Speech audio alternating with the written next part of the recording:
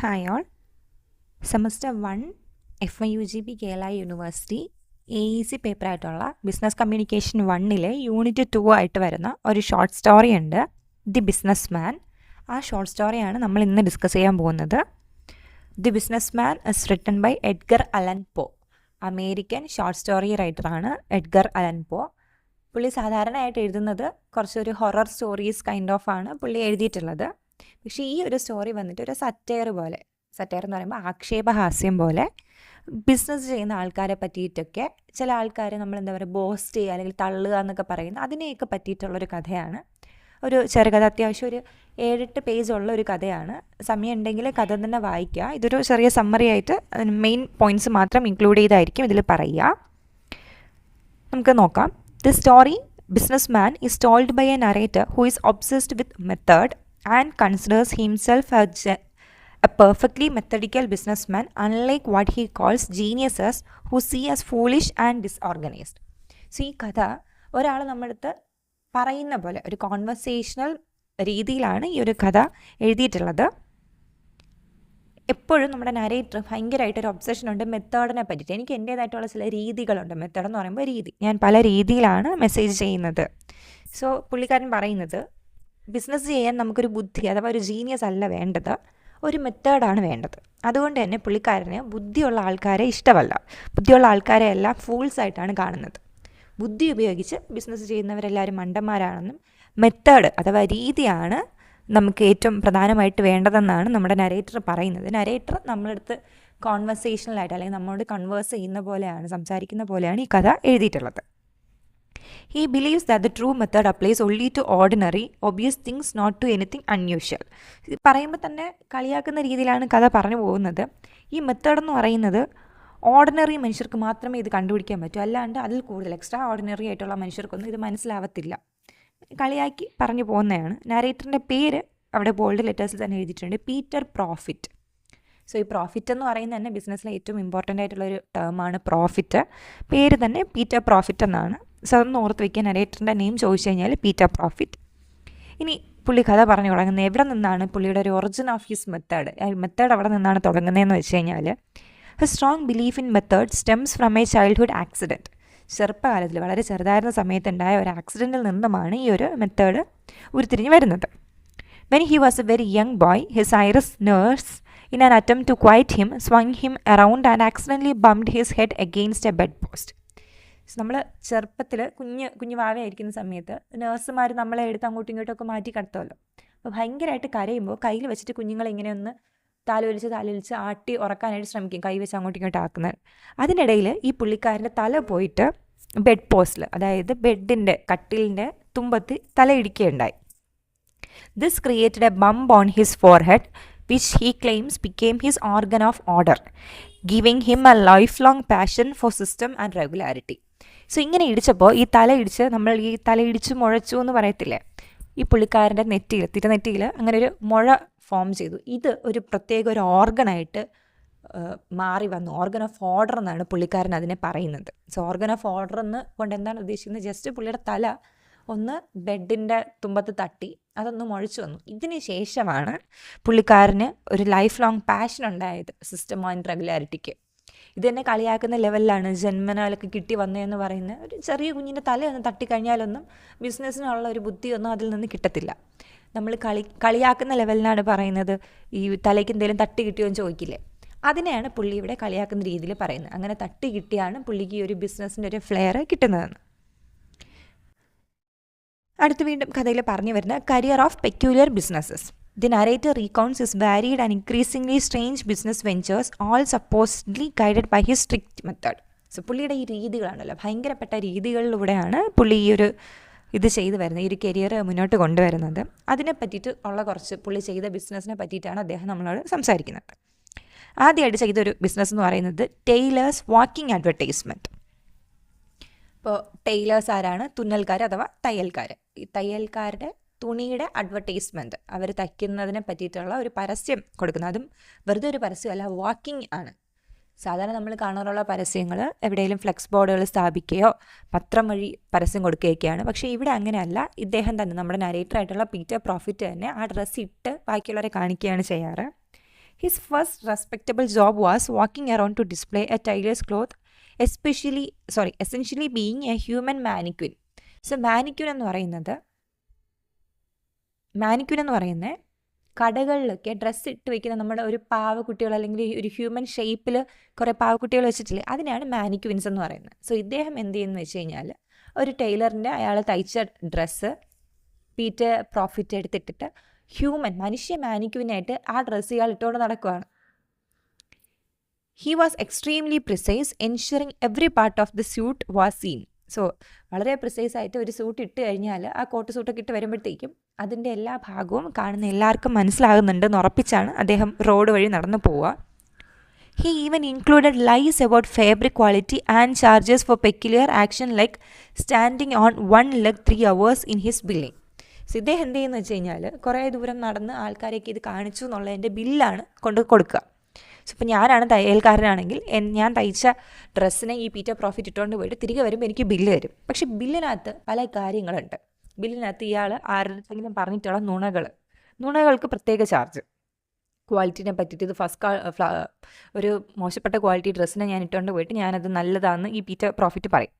അതിന് നുണയുടെ ഒരു charge, lies charge എന്ന് പറഞ്ഞിട്ടൊരു ചാർജ് പറയാറുണ്ട്. Then standing on 1 leg 3 hours, ആൾക്കാരുടെ അടുത്ത് ഈ ഡ്രസ്സ് നല്ലതാണെന്ന് കാണിക്കാൻ വേണ്ടിയിട്ട് ഒറ്റക്കാലിൽ 3 മണിക്കൂർ നിന്ന ആൾക്കാരെ ഇത് കാണിച്ചു.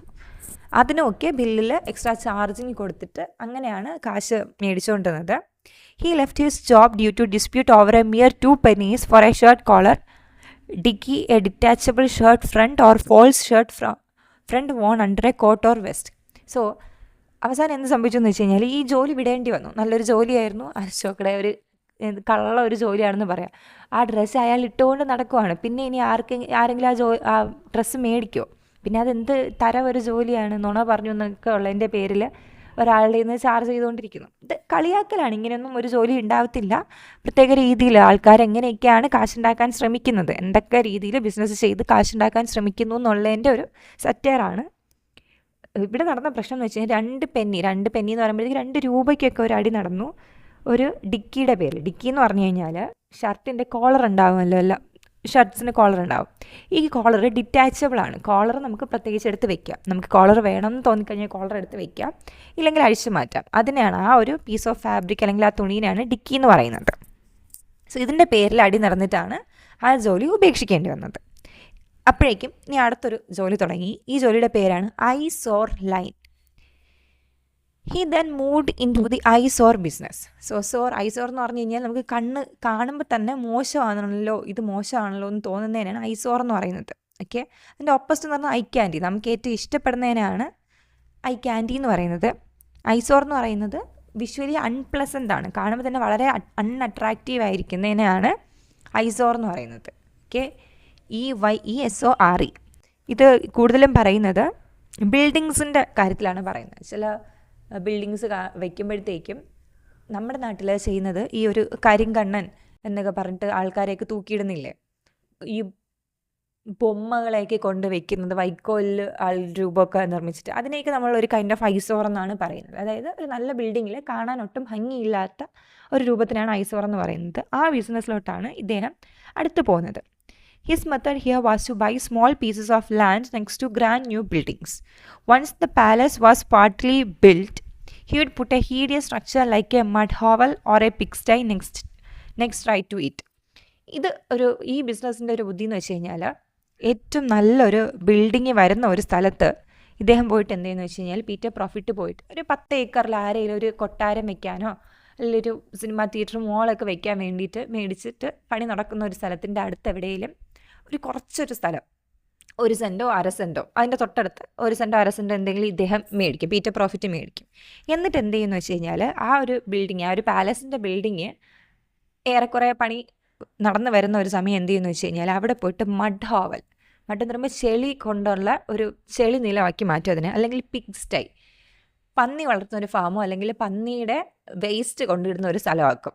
അപ്പോൾ ആലോചിക്കണം, നല്ല സ്മെല്ലൊക്കെ വരുന്ന ഒരു ഇതിൽ ഈ ഒരു പെർട്ടിക്കുലർ ഒരു 1/2 സെൻറ്റ് അല്ലെങ്കിൽ 1 സെൻറ്റ് കാരണം ആ ഏക്കർ കണക്കിന് വസ്തുവിൻ്റെ വില ഇടിയുന്ന ലെവലിനുള്ള കാര്യങ്ങളാണ് ഇയാൾ ചെയ്യുന്നത്. This goal was to force the palace owners to pay him a huge sum, 5 times the cost of his plot, to take down the eyesore. എന്താ ഐഡിയ എന്ന് വെച്ച് കഴിഞ്ഞാൽ, ഇപ്പം നമ്മൾ വളരെ കാശ് മുടക്കിയിട്ട് ഒരു സ്ഥലത്ത് ഒരു തിയേറ്ററോ ഒരു മോളോ ഒക്കെ വെക്കുമ്പോൾ തൊട്ടടുത്ത് ആരെങ്കിലും പന്നിഫാം വളർത്തി കഴിഞ്ഞാൽ ആ ഒരു സ്മെല്ല് നമ്മുടെ ബിസിനസ്സിനെ ബാധിക്കും. അപ്പം ഈ പീറ്റർ പ്രോഫിറ്റിൻ്റെ ഉദ്ദേശം ഇത്രേ ഉള്ളൂ. സോ ഈ ഒരു റിച്ച് ആയിട്ടുള്ള ആൾ എന്ത് ചെയ്യണം എന്ന് വെച്ച് കഴിഞ്ഞാൽ, ഈ ഒരു സ്ഥലം, അതും അയാളുടെ പ്രോപ്പർട്ടി ഇയാൾ വാങ്ങുന്നതിൻ്റെ തന്നെ 5 ഇരട്ടി പൈസ കൊടുത്ത് അയാളുടെ കയ്യിൽ നിന്ന് അത് മേടിക്കുക. 5 ഇരട്ടി കാശ് കിട്ടുമ്പോഴത്തേക്കും ആ ഒരു ഇപ്പം പിഗ് സ്റ്റേ ആണെങ്കിൽ പിഗ് സ്റ്റേ മാറ്റി കൊടുക്കും. ഇല്ല ഇനി മഡാണ് അവിടെ കൊണ്ടിട്ടുണ്ടെങ്കിൽ അതും മാറ്റിക്കൊടുക്കും. നല്ലൊരു പ്രോഫിറ്റബിൾ ഒരു ബിസിനസ്സാണ്. ഇതും കളിയാക്കി പറയുന്നതാണ്, ശരിക്കും ആൾക്കാർ ഇങ്ങനെയൊക്കെ ചെയ്യാറുണ്ട്.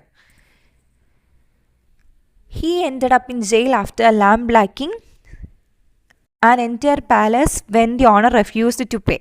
സോ അവസാനം പക്ഷേ ജയിലിൽ പോകേണ്ടി വന്നു. ഈ ഒരു ബിസിനസ് അത്രയ്ക്ക് അങ്ങോട്ട് നല്ലതായിട്ട് പച്ച പിടിച്ച് വരുമായിരുന്നു, പക്ഷേ പെട്ടെന്ന് ജയിലിൽ പോകേണ്ടി വന്നു. ജയിലിൽ പോകേണ്ടി വന്നതിനൊരു കാര്യം പറയുന്നുണ്ട്, lamp blacking ചെയ്തതുകൊണ്ടാണ്. So lamp blacking എന്ന് പറയുന്നത് ഇത് വളരെ പണ്ട് എഴുതിയൊരു കഥയാണ്. മണ്ണെണ്ണ വിളക്കിൻ്റെയൊക്കെ ഒരു കരി ഉണ്ടാവുമല്ലോ, മണ്ണെണ്ണ വിളക്ക് അല്ലെങ്കിൽ എണ്ണ വെച്ച് കത്തിക്കുന്ന വിളക്കിനൊക്കെ ഒരു കരി ഉണ്ടാവും. ഈ കരിയെ കൊണ്ട് ഇയാൾ എന്ത് ചെയ്തു എന്ന് വെച്ച് കഴിഞ്ഞാൽ, പീറ്റർ പ്രോഫിറ്റ് ആ വലിയ മാൻഷൻ ഫുള്ള് കരി വെച്ച് തേച്ചു. പക്ഷേ എന്ത് നടന്നില്ല, അയാൾ കാശ് കൊടുത്തില്ല, ആ മാൻഷൻ്റെ ഉടമ കാശ് കൊടുത്തില്ല. ദേഷ്യം വന്നിട്ട് വിളക്ക് കരി കൊണ്ട് ആ റൂം ഫുള്ള് അല്ലെങ്കിൽ ആ ബിൽഡിങ് ഫുള്ള് ഇയാൾ കേടുവരുത്തി. സോ ആ സ്ഥലം മോശപ്പെടുത്തി എന്നുള്ളതിൻ്റെ പേരിൽ ജയിലിൽ പോകേണ്ടി വന്നു. അതോടുകൂടി ആ ഒരു ബിസിനസ്, ഏത് ഐസോർ ബിസിനസ് നിർത്തലാക്കി. സോ ആദ്യം ഉണ്ടായിരുന്നത് ടൈലേഴ്സ് വാക്കിംഗ് ബിസിനസ്സായിരുന്നു, വാക്കിംഗ് അഡ്വർടൈസ്മെൻറ്റ് ബിസിനസ്സായിരുന്നു. ഇത് ഐസോർ ബിസിനസ്. അങ്ങനെ ഈ ബിസിനസ് നിർത്തിപ്പോയി. അടുത്തതാണ് അസോൾട്ട് ആൻഡ് ബാറ്ററി ബിസിനസ്. മൂന്നാമത്തെ business assault and battery business. ഇതിൻ്റെയൊക്കെ പേര് നോക്കി വയ്ക്കുക, ഓരോ ബിസിനസ്സും എന്തായിരുന്നു എന്ന് ചോദിച്ചു കഴിഞ്ഞാൽ നമുക്ക് എഴുതണമല്ലോ. After jail, he was forced into the assault and battery business. Here his method involved intentionally provoking people until they hit him. He would then sue them for damages. He even describes purposely getting his neck dislocated and leg broken to claim a larger amount. So ഈ ഒരു ബിസിനസ്സിൻ്റെ പേര് assault and battery എന്നാണ്. ഇതിന് ഒരു പ്രത്യേക മെത്തേഡുണ്ട്, ഒരു പ്രത്യേക രീതിയിലാണ് ഈ ഒരു മെത്തേഡ് ഇല്ലെങ്കിൽ ഈ ഒരു ബിസിനസ് ചെയ്യേണ്ടത്. ആദ്യം നമ്മൾ പോയി ആൾക്കാരെ പ്രൊവോക്ക്, ഏതെങ്കിലും വഴിയെ മിണ്ടാണ്ട് നടന്നു പോകുന്ന ഒരാളിനെ അങ്ങോട്ട് പോയി ഉപദ്രവിച്ചിട്ട്, ഉപദ്രവം മീൻസ് വഴക്കുണ്ടാക്കിയിട്ട് അയാളുടെ ഇങ്ങനെ തല്ല് മേടിച്ചിട്ട് അവസാനം കേസ് മാറ്റി കൊടുക്കാൻ അയാളുടെ നിന്ന് തന്നെ കാശ് മേടിക്കുന്ന ആളാണ് നമ്മുടെ പീറ്റർ പ്രോഫിറ്റ്. ഇതിൽ ഈ ചെയ്ത ഏറ്റവും വലിയൊരു കാര്യം എന്ന് വെച്ച് കഴിഞ്ഞാൽ, ഒരു തവണ നെക്കിനെ തന്നെ മനഃപൂർവ്വം കഴുത്ത് തന്നെ ഒടിഞ്ഞു പോകുന്ന കണക്കിനൊരു പരിപാടി ചെയ്തു. എന്നിട്ട് ഒരിക്കൽ കാലും പൊട്ടിച്ചു. നമ്മുടെ കാല് പൊട്ടിക്കാൻ ഇതൊക്കെ വളരെ ഡേഞ്ചറസ് ആയിട്ടുള്ള കാര്യങ്ങളാണ്. എന്തെങ്കിലും ഒന്ന് സംഭവിച്ചു പോയി കഴിഞ്ഞാൽ ഒരു റിവേഴ്സിബിൾ ആക്ഷൻസ് പോലും അല്ല. വലിയൊരു എമൗണ്ട് കിട്ടാൻ വേണ്ടിയിട്ട് അങ്ങനെ തന്നെ ചെയ്തിട്ടുണ്ട്. He eventually quit this because it was too hard on his delicate constitution. പിന്നീട് അത് നിർത്തി. He eventually quit this because it was too hard on his delicate constitution. So ഇവിടെ ഡെലിക്കേറ്റ് കോൺസ്റ്റിറ്റ്യൂഷൻ എന്ന് പറയുന്നത് ശരീരത്തിനെയാണ്. സ്വന്തം ശരീരത്തിന് ഇത്രയും അടി കൊണ്ട് വയ്യാണ്ടായപ്പോൾ അവസാനം നിർത്തി. എന്തൊക്കെ തരം ബിസിനസ്സാണ് ചെയ്യുന്നതെന്ന് ആലോചിച്ചു. ഇതൊക്കെ പുള്ളി ബിസിനസ് എന്നാണ് ഇതിനെയൊക്കെ പറയുന്നത്. ഇവിടെ ഉദ്ദേശിക്കുന്ന ഇത്രയേ ഉള്ളൂ, കാശ് കിട്ടാൻ വേണ്ടിയിട്ട് ആൾക്കാർ എന്തെല്ലാം എക്സ്ട്രീംസിലോട്ട് പോകുന്നു എന്നുള്ളതാണ്. ഇപ്പോൾ ചില റോഡ് ആക്സിഡൻസ് ഒക്കെ ആൾക്കാർ മനഃപൂർവ്വം റോഡ് ആക്സിഡൻസ് ഉണ്ടാക്കി അതിൽ നിന്ന് കാശ് മേടിക്കുന്നത്, അവർക്കൊക്കെ എതിരെയുള്ളൊരു സറ്റയറായിട്ടാണ് ഇത് എഴുതി പോകുന്നത്. ഇനി അടുത്ത് ഈ ബിസിനസ്സും അങ്ങനെ നിർത്തിപ്പോയതിന് ശേഷം പുതിയൊരു ബിസിനസ് തുടങ്ങി, mud dabbling. Okay, he became a mud dabbler, a person who dabbles or plays in mud, here referring to his job of sweeping or clearing muddy street crossing for a fee. So mud dabbler എന്ന് പറഞ്ഞു കഴിഞ്ഞാൽ സ്ട്രീറ്റിലൊക്കെയുള്ള mud അഥവാ ചെളിയെ തുടച്ച് മാറ്റുന്ന ആളാണ് mud dabbler എന്ന് പറയുന്നത്. So കേൾക്കുമ്പോൾ നമുക്ക് തോന്നും, ഇത്തവണയെങ്കിൽ ഇയാൾ നല്ലൊരു പണിയെടുത്ത് ജീവിക്കാൻ പോവുകയാണല്ലോ എന്ന്. He meticulously chose his street corner and always had a puddle ready. His consistent and methodical work meant people trusted him to keep their pants clean for a small fee. This business was ruined by too much competition and frauds of the banks. ഇദ്ദേഹത്തിൻ്റെ ഒരു പട്ടിലുണ്ട്, ഇയാൾ തന്നെയാണ് ഈ ചെളി കൊണ്ട് ഓരോ സ്ഥലത്ത് വെച്ചിട്ട് ആൾക്കാർ അതുവഴി നടന്നു പോകുന്നവരുടെ ഇന്ന് ഫീ മേടിച്ചിട്ടാണ് ഈ സ്ട്രീറ്റ് ക്ലീൻ ആക്കി കൊടുക്കുന്നത്. അപ്പോൾ ആൾക്കാർ ചെരുപ്പിലും പാൻസിലും ഒന്നും ചെളി ആവണ്ടെന്ന് കരുതിയിട്ട് ഇയാൾക്ക് കാശ് കൊടുക്കും. എന്തിനാ? ഈ ചെളിയെ എടുത്തിട്ട് ഇയാൾ ഈ നടന്നു പോകുന്നവരുടെ ദേഹത്തോട്ടാണ് ഇട്ട് കൊടുക്കുന്നത്. സംഭവം മനസ്സിലായി? അതായത് ചെളി ക്ലീൻ ചെയ്യുന്ന ആളെന്നാണ് പേര്. പക്ഷേ ഇയാൾ ചെളി ക്ലീൻ ചെയ്യുന്ന ചെളീനെ എടുത്തിട്ട് നടന്നു പോകുന്ന ആൾക്കാരുടെ ദേഹത്തോട്ടാണ് ഇടുന്നത്. എന്നിട്ട് ആൾക്കാരുടെ ഇന്ന് പറയും, ഞാൻ ഈ ചെളി എടുത്ത് നിങ്ങളുടെ ദേഹത്തോട്ട് ക്ലീൻ ചെയ്യേണ്ടെന്നുണ്ടെങ്കിൽ എനിക്ക് കാശ് തരണം എന്ന് പറയും. അതായത് ഇത്രേ ഉള്ളൂ, ഇയാൾ ആൾക്കാരുടെ ദേഹത്ത് ചെളി എറിഞ്ഞിട്ട് അതിൽ നിന്ന് എറിയാണ്ടിരിക്കണമെങ്കിൽ പൈസ തരണമെന്ന് പറഞ്ഞാണ് പൈസ പിടിച്ച് മേടിക്കുന്നത്. സോ ഇവിടെ ഫ്രോഡ്സ് എന്ന് പറയുന്നത് ഏതൊക്കെ ആൾക്കാരാണോ വൃത്തിയോടുകൂടി സ്ട്രീറ്റ് ക്ലീൻ ചെയ്ത് പോകുന്ന യഥാർത്ഥ മഡ് ഡാബ്ലേഴ്സിനെയാണ് ഈ ഫ്രോഡ്സ് എന്ന് പറയുന്നത്. ശരിക്കും ഇയാളായിരുന്നു ഫ്രോഡ്. അങ്ങനെ ആ ബിസിനസ് നിർത്തിയിട്ട് പുതിയ ബിസിനസ് തുടങ്ങുവാണ്. കർസ് പാറ്ററിങ് എന്നാണ് ഈ business. In this unusual business his dog Pompey would roll in mud and then rub against the boots of well dressed gentleman. Dandy a man unduly devoted to style, neatness and fashion in dress and appearance. So ഈ ഒരു പുതിയ business എന്ന് വെച്ച് കഴിഞ്ഞാൽ ഇതിനൊരു partner പോലെ ഉണ്ടായിരുന്നു. Pompeo എന്ന് പറയുന്ന നമ്മുടെ പീറ്റർ പ്രോഫിറ്റിൻ്റെ ഡോഗ് കൂടെ ഉണ്ടെങ്കിലേ ഈ ഒരു ബിസിനസ് നടക്കത്തുള്ളൂ. ആദ്യം പോംബെ പോയി മഡിൽ ഉരുളും, നല്ല ചെളിയിൽ ഉരുണ്ട് ഈ എന്താ പറയുക, ഈ നായ്ക്കുട്ടിയുടെ ദേഹം ഫുള്ള് ചെളിയാവും. എന്നിട്ട് ആ ദേഹം കൊണ്ട് ഡാൻഡി ആയിട്ടുള്ള ആൾക്കാർ, ഡാൻഡി എന്ന് പറഞ്ഞു കഴിഞ്ഞാൽ വളരെ സ്റ്റൈലായിട്ട് വളരെ നീറ്റായിട്ട് ഡ്രസ്സ് ചെയ്ത് ഹൈ ഫാഷനിൽ നടക്കുന്ന ആൾക്കാരാണ് ഡാൻഡീസ്. സോ ഏതെങ്കിലും ഒരു ഡാൻഡിയുടെ ദേഹത്ത് പോയിട്ട് ഈ നായ്ക്കുട്ടി അതിൻ്റെ ദേഹം ഫുള്ള് തേച്ച് കൊടുക്കും. അവരുടെ എന്തിനാണ് തേക്കുന്നത്? അവരുടെ ബൂട്ടിലൊക്കെയാണ്. When the dandy got angry and looked for a boot black, the narrator would be there ready to clean their boots for a price. This venture ended when his dog demanded half the profits. അവസാനം എന്ത് സംഭവിച്ചു എന്ന് വെച്ച് കഴിഞ്ഞാൽ, സംഭവം ഇത്രേ ഉള്ളൂ, ഈ നായ്ക്കുട്ടി പോയി ദേഹം ഫുള്ള് ചെളിയാക്കിയിട്ട് ആൾക്കാരുടെ ബൂട്ട്സിൽ അത് വെച്ച് തേക്കും. അപ്പം അത്രയും ഫാഷനബിളായിട്ട് ഡ്രസ്സ് ചെയ്ത് പോകുന്ന ആൾക്കാർക്ക് ഇതൊരു വലിയ കുറച്ചിലാണ്. അപ്പോൾ അവർ പെട്ടെന്ന് നോക്കുന്നത് ഇതൊന്ന് ക്ലീൻ ചെയ്യാൻ ഇവിടെ ആരെങ്കിലും ഉണ്ടോ, ബൂട്ട് ബ്ലാക്ക്, അതായത് കരി പോലത്തെ ഒരു സംഭവം, ഷൂ ഒന്ന് പോളിഷ് ചെയ്യാൻ ആളുണ്ടോ എന്ന് നോക്കും. കൃത്യസമയത്ത് പീറ്റർ പ്രോഫിറ്റ് അവിടെ എത്തും. ഞാനിവിടെ ഉണ്ട്, ഞാനിപ്പോൾ തുടച്ചു തരാമെന്ന് പറഞ്ഞിട്ട് ഈ പീറ്റർ പ്രോഫിറ്റ് അതിനെ തുടച്ചു കൊടുത്തിട്ട് അതിൽ നിന്ന് കാശ് മേടിക്കും. അത്യാവശ്യം പ്രോഫിറ്റിൽ പൊക്കോണ്ടിരിക്കുകയായിരുന്നു. പക്ഷേ പെട്ടെന്ന് ഈ ഒരു സംരംഭം, ഈ ഒരു ബിസിനസ് നിർത്തേണ്ടി വന്നു. കാര്യം എന്താ? പട്ടി എന്ത് ചെയ്യാൻ തുടങ്ങി? ഈ ഒരു പട്ടിക്കുട്ടി, നമ്മുടെ പോംബെ എന്ന് പറയുന്ന പട്ടി, അതിനും വേണം കാശ്, അതിന് ലാഭത്തിൻ്റെ വിഹിതം വേണമെന്ന് പറയാൻ തുടങ്ങി. ആക്ച്വലി എന്താ പറയുക, പോംബെ എന്ന് പറയുന്ന ഒരു പട്ടിക്കുട്ടിയാണ്, അതിന് പ്രോഫിറ്റ് ഒന്നും ചോദിക്കാനുള്ള അറിവുണ്ടാവില്ല. ഇതുവഴി ഉദ്ദേശിക്കുന്നത് ആരെങ്കിലും നമ്മൾ പാർട്ട്നേഴ്സ് ആക്കി വെക്കും, അവസാനം അവരെന്ത് ചെയ്യും, നമ്മുടെ കയ്യിലുള്ള കാശെല്ലാം തട്ടിപ്പറിച്ചിട്ട് അവർ പോവും. അങ്ങനെ കബളിപ്പിക്കപ്പെടുന്നതിനെ പറ്റിയിട്ടാണ് ഇവിടെ ഈ പറഞ്ഞു പോയേക്കുന്നത്.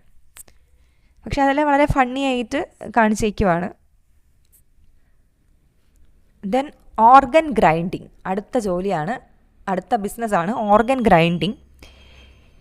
He briefly became an organ grinder. His method involved hitting the organ's internal parts with a hammer to improve its sound for business. He would stop and play loudly near houses until someone paid him to hush up. He found this unprofitable because he didn't have a monkey and American streets were too muddy. So അടുത്ത ജോലി എന്ന് പറയുന്നത് organ grinding. എന്തെങ്കിലും ഒരു സാധനം ഇദ്ദേഹം മേടിക്കും, probably നമ്മുടെ ബൈക്കോ കാറോ അങ്ങനെ എന്തെങ്കിലും ഒരു സാധനമായിരിക്കും. എന്നിട്ട് അതിനെ ഹാമർ കൊണ്ട്, ചുറ്റിക കൊണ്ട് അടിച്ച് അതിൻ്റെ ഏതെങ്കിലും ഒരു പാർട്ടിനെ നശിപ്പിച്ച് വയ്ക്കും. അപ്പോൾ ഭയങ്കര ഒച്ചയായിരിക്കും. ചിലപ്പോൾ ഈ കാറുകളൊക്കെ നല്ല ബഹളത്തിൽ പൊയ്ക്കൊണ്ടേ ഇരിക്കുന്നത് ശ്രദ്ധിച്ചിട്ടുണ്ടെങ്കിൽ അറിയാം. അപ്പോൾ അത് കേൾക്കുന്ന ആൾക്കാർക്കത് ഭയങ്കര അലോസരമാണ്. ഇയാളിത് എടുത്തുകൊണ്ട് പോകത്തില്ല. പീറ്റർ പ്രോഫിറ്റ് ഇങ്ങനെ ബഹളം ഉണ്ടാക്കുന്ന ഒരു സാധനം കൊണ്ട് ഏതെങ്കിലും ഒരു സ്ഥലത്ത് പോയിട്ട് അവിടെ വണ്ടി നിർത്തിയിട്ടിട്ട് വെയിറ്റ് ചെയ്യും. ഏതെങ്കിലും ഒരു മനുഷ്യൻ വന്ന് കാശ് കൊടുത്ത്, ഹഷപ്പ് മീൻസ് ഒന്ന് സൈലൻ്റ് ആവാൻ വേണ്ടിയിട്ട് കാശ് കൊടുക്കുന്നത് വരെ അത് ലൗഡ്ലി അവിടെ കിടന്ന് പ്ലേ ചെയ്തുകൊണ്ടേയിരിക്കും. പക്ഷേ അത് അൺപ്രോഫിറ്റബിളായി മാറി. അതിൻ്റെ പറയുന്ന റീസൺ ഇയാളുടെ കയ്യിൽ മങ്കി ഇല്ലായിരുന്നു, മാത്രമല്ല അമേരിക്കൻ സ്ട്രീറ്റിലൊക്കെ ഭയങ്കര ചെളിയായിരുന്നു എന്ന്. ആക്ച്വലി ഈ രണ്ട് കാര്യങ്ങളും ഈ ബിസിനസ്സുമായിട്ട് ഒരു റിലേഷനും ഇല്ല. ഇതും കളിയാക്കി പറയുന്നതാണ്. ബിസിനസ് തകർന്നു പോയിക്കഴിഞ്ഞാൽ ആൾക്കാർ എന്തിനെങ്കിലും ഒക്കെ റീസണായിട്ട് പറയാൻ ശ്രമിക്കാറുണ്ട്.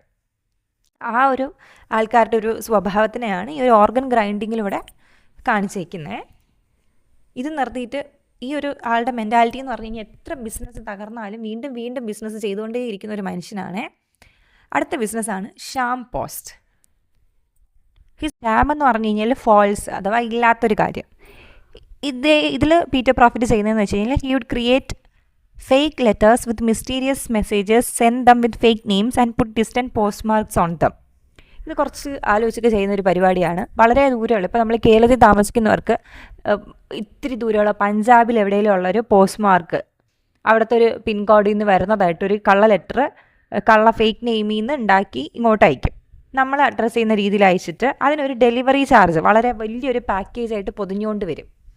ഒന്നും ഉണ്ടാവില്ല, ഉള്ളിലൊന്നും ഉണ്ടാവില്ല, വലിയൊരു പാക്കേജിൽ പൊതിഞ്ഞുകൊണ്ട് വന്നിട്ട് പറയും ഡെലിവറി ചാർജ് തന്നു കഴിഞ്ഞാൽ ഈ വലിയ സാധനം തരാൻ പറ്റും എന്ന് പറഞ്ഞ് അങ്ങനെ കള്ളപ്പേരിലൊക്കെ കൊണ്ടുവന്നിട്ട് യഥാർത്ഥ ആൾക്കാർക്ക്, റിച്ച് ആയിട്ടുള്ള ആൾക്കാർക്ക് അല്ലെങ്കിൽ പൈസ ഉള്ള ആൾക്കാർക്ക് കൊടുത്തിട്ട് ആ ഒരു എമൗണ്ട് തിരികെ മേടിക്കും. എന്നിട്ട് ഡെലിവറി ചാർജ് കിട്ടിക്കഴിഞ്ഞാൽ ഉടനെ അവിടെ നിന്നും ഈ ആൾക്കാർ ആ ഒരു ലെറ്റേഴ്സ് ഓപ്പൺ ചെയ്യുന്നതിന് മുന്നേ അവിടെ നിന്നും ഡിസപ്പിയർ ആവും. ആൾക്കാർ തുറന്ന് നോക്കുമ്പോൾ ഒന്നും ഉണ്ടാവില്ല, അതിൻ്റെ ഉള്ളിലൊന്നും ഉണ്ടാകത്തില്ല, വേറെ ഒരു കള്ള പെട്ടിയായിരിക്കും. പിന്നെ എവിടെയെങ്കിലും പോസ്റ്റ് ഓഫീസിൽ എന്തെങ്കിലും തിരക്കാൻ പൊക്കഴിഞ്ഞാലും അവിടെയൊന്നും ഇങ്ങനത്തെ ആളും ഒന്നും ഉണ്ടാവില്ല. ഇതായിരുന്നു ഒരു പുതിയ ബിസിനസ് ഉണ്ടായിരുന്നത്. അവസാനം എന്ത് ചെയ്തു? He stop this due to the constant walking and his conscience bothering him about people cursing the fake names. അതും രസമായിട്ടാണ് പറഞ്ഞിരിക്കുന്നത്. ഈ ബിസിനസ് നിർത്താനുള്ള കാരണം എന്ന് പറഞ്ഞു കഴിഞ്ഞാൽ എപ്പോഴും നടന്ന ആൾക്കാരുടെ വീട്ടിൽ പോകണം, ഡീറ്റെയിൽസ് എടുക്കണം, എന്നിട്ട് വീണ്ടും ഇത് റെഡിയാക്കി കൊണ്ട് കൊടുക്കണം. അപ്പോൾ അതൊരു ബുദ്ധിമുട്ടായിരുന്നു. പിന്നെ മനസാക്ഷി അനുവദിച്ചില്ല. അദ്ദേഹം പേടിക്കാൻ തുടങ്ങി. ആൾക്കാർ ഈ ഫേക്ക് നെയിംസ് ഇല്ലാത്ത ആൾക്കാരെയൊക്കെ പ്രാകുമല്ലോ എന്ന് പേടിച്ചിട്ടാണ് നിർത്തുന്നത്. കോമഡി ആയിട്ട് പറയുന്നതാണ്. ഇല്ലാത്ത ആൾക്കാരെ ശപിക്കുന്നത് ഈ ഇത്രയും നാൾ ചെയ്തു വന്ന ബിസിനസ്സുകൾ വെച്ച് നോക്കുമ്പോഴത്തേക്കും വലിയൊരു അങ്ങനെ അങ്ങ് കുറ്റബോധം തോന്നേണ്ട ഒരു ബിസിനസ് അല്ലല്ലോ അത്. സോ അങ്ങനെയും ഒരു കളിയാക്കുന്ന രീതിയിലാണ് ആ ഒരു ബിസിനസ് അവസാനിപ്പിക്കുന്നത്. ഏറ്റവും ലാസ്റ്റ് ഇപ്പോഴുള്ള ഏറ്റവും പ്രോഫിറ്റബിൾ ആയിട്ടുള്ള ഫോർച്യുനേറ്റ് ആയിട്ടുള്ള ഒരു ബിസിനസ് എന്ന് പറയുന്നത് ദ കാറ്റ് ഗ്രോയിങ് ബിസിനസ്സാണ്. സോ അതെന്താണെന്ന് നോക്കാം. His final and most successful venture is cat growing. He discovered a new law that offered money for cat tails. ഇതാണ് ഏറ്റവും തട്ടിപ്പ്. പൂച്ചയുടെ വാല് കിട്ടാൻ വേണ്ടിയിട്ട്, വാലിന് കാശ് കിട്ടുന്ന ലെവലിന് ഒരു പുതിയ നിയമം തന്നെ ഉണ്ടാക്കിയതായിട്ട് അദ്ദേഹം ഒരു പുതിയ നിയമം കണ്ടുപിടിച്ചു. പൂച്ചയുടെ വാലിന് കാശുണ്ട് എന്നുള്ള ലെവലിന്. He invested all his money in cats and found a way using Macassar oil. Macassar oil എന്ന് പറയുന്നത് ഒരു കൈൻഡ് ഓഫ് ഓയിലാണ് ഈ ഫറിൻ്റെ ഗ്രോത്തിന് വേണ്ടിയിട്ട് ഉള്ളത്. അതായത് ശരീരത്തിലുള്ള ഹെയർ വളരാൻ വേണ്ടിയിട്ടുള്ളൊരു ഓയിലാണ് മക്കാസർ ഓയിൽ. ആ മക്കാസർ ഓയിൽ മേടിച്ച് കുറേ പൂച്ചകളെ ഇദ്ദേഹം മേടിച്ച് വെച്ചു. To make their tails grow back quickly allowing him to get 3 crops in a year. എന്നിട്ട് എന്താ ചെയ്യുന്നത്? ഈ പൂച്ചവാൽ, നമ്മൾ ആനവാൽ എന്നൊക്കെ പറഞ്ഞിട്ട് ഇവിടെ നമ്മുടെ നാട്ടിലൊക്കെ ഫേമസ് ആണ്. ഈ പെർട്ടിക്കുലർ ബിസിനസ്സിൽ ചെയ്യുന്നത് പൂച്ചവാല് മുറിച്ച് കൊണ്ട് കൊടുത്തിട്ട് അതിൽ നിന്ന് കാശ് മേടിക്കുന്നതാണ്. ഇനി ഈ മക്കാസർ ഓയിൽ എന്ന് പറയുന്ന ഓയിൽ തേക്കുമ്പോഴത്തേക്കും ഒരു വർഷം 3 വാല് വരെ മുറിച്ചെടുക്കാൻ പറ്റും എന്നാണ് പറയുന്നത്. അത് തന്നെ ഒരു കള്ളത്തരമാണ്. പൂച്ചയ്ക്ക് എങ്ങനെയാണ് അങ്ങനെ നമുക്ക് വാല് മുറിച്ചെടുക്കാൻ പറ്റുന്നത്? He happily notes that the cats even get used to having their tails cut off. This business made him rich and he is now planning to buy a country home. So ഇതിൽ പറയുന്നത് പൂച്ചകളും വളരെ ഹാപ്പിയായി. കുറേ നാൾ മുറിച്ച് കഴിഞ്ഞപ്പോഴത്തേക്കും ഇപ്പോൾ പൂച്ചകൾക്കും അറിയാം ഇത് മുറിക്കും എന്നുള്ളത് വെച്ചിട്ട് പൂച്ചകളും ഹാപ്പി ആയെന്നാണ് പറയുന്നത്. ഭയങ്കര റിച്ചായി. അതിനുശേഷം വലിയൊരു വീടൊക്കെ മേടിച്ചു. ഇപ്പോൾ അദ്ദേഹം വളരെ സീരിയസ് ആയിട്ട് സന്തോഷമായിട്ട് ജീവിക്കുക എന്ന് പറഞ്ഞാണ് കഥ നിർത്തുന്നത്. The story is a humorous and ironic look at a man who prides himself on being methodical and ordinary, yet his life is a series of increasingly bizarre and ethically questionable businesses, all justified his rigid, self-serving definition of method. ഇങ്ങനെ വളരെ ഐറോണിക്കലി, സറ്റയറിക്കലി ഒരു മനുഷ്യൻ ചെയ്ത കാര്യങ്ങളെല്ലാം വളരെ വിരോധാഭാസങ്ങളാണ്. ചെയ്യുന്ന തെറ്റുകളെല്ലാം മറിച്ച് അതിന് പറയുന്ന പേര് മെത്തേഡ്. എൻ്റെ പ്രത്യേക രീതിയിലാണ്, എൻ്റെ പ്രത്യേക ബുദ്ധിയിലാണ് ഞാനിത് ചെയ്യുന്നത്. വളരെ ഓർഡിനറി ആയിട്ട് ഏതൊരു മനുഷ്യനും ചെയ്യാൻ പറ്റുന്ന ബിസിനസ് എന്നൊക്കെയാണ് പറയുന്നത്. ഇത്രേ ഉള്ളൂ ആ കഥ. ഇത്രയും ബിസിനസ് ചെയ്ത ഒരാൾ ശരിക്കും ഒരു ബിസിനസ് മാൻ ചെയ്യുന്ന കപടതകളെ പറ്റിയിട്ടും അയാൾക്ക് സംഭവിക്കാവുന്ന അബദ്ധങ്ങളെ പറ്റിയിട്ടും, പിന്നെ ചിലരുണ്ട് എത്ര ബിസിനസ് തകർന്നു പോയാലും ഞാൻ വളരെ ഹാപ്പിയാണ്, എൻ്റെ ബിസിനസ് നന്നായിട്ട് പോകുന്നുണ്ടെന്ന് പ്രിട്ടൻഡ് ചെയ്ത് അവസാനം കടക്കണിയിൽ മുങ്ങിപ്പോകുന്ന ആൾക്കാരെയൊക്കെയാണ് ഇതിലൂടെ കാണിക്കുന്നത്. തീംസ് നമുക്ക് പറയാൻ പറ്റുന്ന സറ്റയർ ഓഫ് ബിസിനസ്സസ് ആൻഡ് റെസ്പെക്റ്റബിലിറ്റി. ഇപ്പോൾ ഇവിടെ എഡ്ഗർ അലൻ ഇപ്പോൾ എന്താ ചെയ്യുന്നത്? Respectable business man. ഇപ്പോൾ സാധാരണ ഒരു ജോലിക്കാരനാണെന്ന് പറയുന്നതിനേക്കാളും നമ്മളൊരു പ്രൈഡ് കണ്ടെത്തുന്നതാണ് ബിസിനസ്സുകാരനാണ് എന്ന് പറയുന്നത്. സോ ആ ഒരു ഐഡിയേനെ മോക്ക് ചെയ്യുവാണ്, കളിയാക്കുകയാണ്. എന്തെങ്കിലും ഇങ്ങനത്തെ പൊട്ട ബിസിനസ് ചെയ്തിട്ട് ബിസിനസ്മാൻ എന്ന് പറയുന്നതിനേക്കാൾ നല്ലത് അല്ലാണ്ട് ജോലി ചെയ്യുന്നതാണെന്നുള്ളതാണ്. ഈ ഒരു മെത്തഡിക്കൽ പ്രൊഫഷണൽ എന്നൊക്കെ പറയുന്നതിനെയൊക്കെ വളരെ പെറ്റി സ്കീംസാണ്. ഇയാൾ ചതിയാണ് ചെയ്തുകൊണ്ടിരിക്കുന്നത്, ബിസിനസ് അല്ല. ഇപ്പോൾ ബിസിനസ്സിലുള്ള ചതികളെ പറ്റിയിട്ടും ഒരു കൊട്ട് കൊടുക്കുന്നുണ്ട്. Then method versus morality. ഈ മെത്തേഡ് എന്ന് പറഞ്ഞ ഇയാൾ എനിക്ക് എൻ്റേതായ രീതികളുണ്ടെന്ന് പറയുന്നത് ശരിക്കും മൊറാലിറ്റിക്ക് എതിരാണ്. അഥവാ മോറലായിട്ടുള്ളൊരു കാര്യമേ അല്ല ഇയാൾ ചെയ്തു വരുന്നത്. പിന്നെ അബ്സർഡിറ്റി ഓഫ് ഹ്യൂമൻ ബിഹേവിയർ, എന്തൊക്കെ തരം ജോലികളാണ് മനുഷ്യൻ ചെയ്യുക കാശ് കിട്ടുന്നുണ്ടെങ്കിൽ. ഇപ്പോൾ ഐസോർ ബിസിനസ് ആവട്ടെ, ബിൽഡിങ്ങിനെയൊക്കെ കൊണ്ടുപോയി നശിപ്പിക്കുന്നതാവട്ടെ, അത് കഴിഞ്ഞ് ക്യാറ്റ് ഗ്രോയിങ്, ഈ പൂച്ചകളെ വളർത്തി അതിൻ്റെ വാല് ആൾക്കാർക്ക് കൊടുത്തിട്ട്, അങ്ങനെ ഇതെല്ലാം കാശ് കിട്ടുന്നുണ്ടെങ്കിൽ മനുഷ്യർ ഏതറ്റം വരെ തരം താഴ്ന്നു പോകും എന്നുള്ളതാണ് അവിടെ ഒരു തീമായിട്ട് പറയുന്നത്. Then self deception and delusion, വളരെ ഒരു ഡെല്യൂഷണൽ അല്ലെങ്കിൽ ഇല്ലാത്ത കാര്യങ്ങളുണ്ടെന്ന് കരുതി ജീവിക്കുന്ന ഒരാളാണ് ഇയാൾ. അങ്ങനെ സ്വന്തമായിട്ട് തന്നെ സ്വന്തം ലൈഫും ഇയാൾ ചതിച്ചുകൊണ്ടിരിക്കുകയാണ്, ആൾക്കാരെയും ചതിക്കുവാണ്. Then critic of capitalism and greed, satirically ഈ സ്റ്റോറി എന്തിനെ പറ്റി ക്രിട്ടിസൈസ് ചെയ്യുവാണ്, മനുഷ്യൻ്റെ ക്യാപിറ്റലിസം അഥവാ കാശ് ഉണ്ടാക്കണം എന്നുള്ളൊരു ആഗ്രഹത്തിന്, പിന്നെ അത്യാർത്തി, ഈ രണ്ട് കാര്യങ്ങളെയും വളരെ നല്ല രീതിയിൽ നമുക്ക് മനസ്സിലാക്കി തരുന്ന ലെവലിൽ സറ്റയറായിട്ട് കളിയാക്കി തന്നെയാണ് എഴുതിയിട്ടുള്ളത്. ആൾക്കാർ ഈ പലപ്പോഴും പുതിയ പുതിയ കണ്ടുപിടുത്തങ്ങൾ നടത്തി അത് വെച്ചിട്ട് കുറേ ആൾക്കാരെ പറ്റിക്കുന്നു, അവർക്ക് കുറച്ചൊരു കാശ് കിട്ടുന്നു, പിന്നെ ആ തട്ടിപ്പും കൊണ്ട് പോകുന്നു. ഇതിനെയൊക്കെ ആൾക്കാരുടെ മുന്നിലേക്ക് എത്തിക്കുന്ന ഒരു സ്റ്റോറിയാണ്. ഈ ബിസിനസ്സിൻ്റെ പേര് ഓർത്ത് വയ്ക്കുക, എന്തൊക്കെയായിരുന്നു അതിൻ്റെ ഒരു ഓർഡർ എന്നും ഓരോ ബിസിനസ്സിലും എന്തൊക്കെയാണ് ഇയാൾ ചെയ്തുകൊണ്ടിരുന്നതെന്നും ഓർത്ത് വയ്ക്കുക. ആ നരേറ്ററിൻ്റെ പേര് പീറ്റർ പ്രോഫിറ്റ്, അതും ഓർത്ത് വയ്ക്കുക. ഇത്രേ ഉള്ളൂ. എന്തെങ്കിലും സംശയം ഉണ്ടെങ്കിൽ ചോദിക്കുക. മനസ്സിലായി കാണുമെന്ന് ഞാൻ വിചാരിക്കുന്നു. Thank you.